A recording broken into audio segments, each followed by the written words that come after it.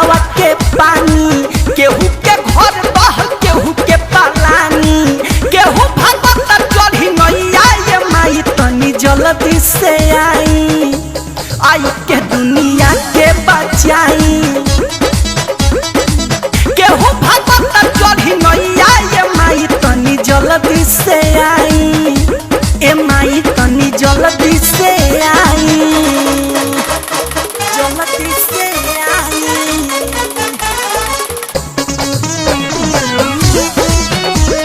जल्दी से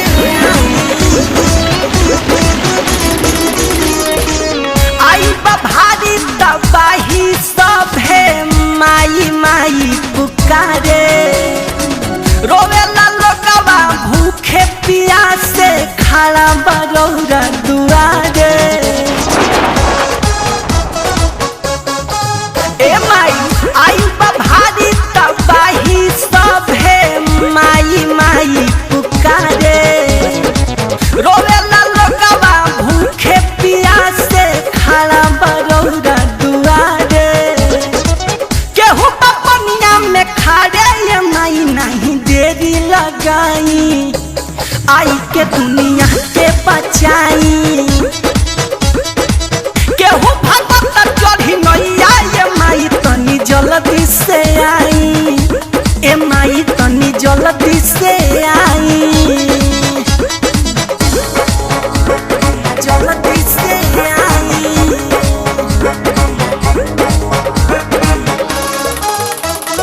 जल्दी से आई।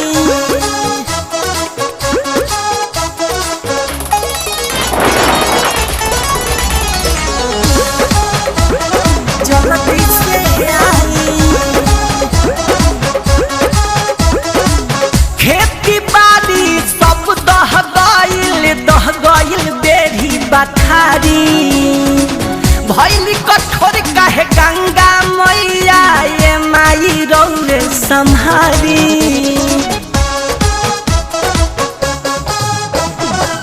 खेती बाड़ी सब दह गइल बेरी बखारी, भइली कठोर काहे गंगा मैया ये माई रौरे सम्हारी। पड़ल तो भेदाउर पैया ये माई गंगा माई से बचाई, ए माई नहीं देरी लगाई।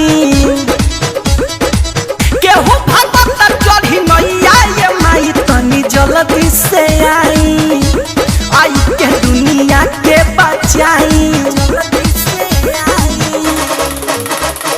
जल्दी से आई।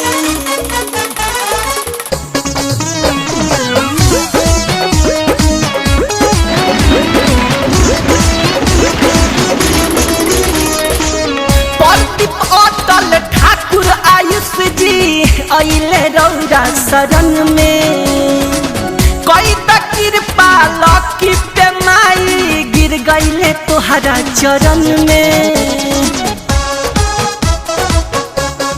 ए माई प्रदीप अटल ठाकुर आयुष जी अइले रौरा शरण में, कई त कृपा संदीप पे माई गिर गइले तोहरा चरण में।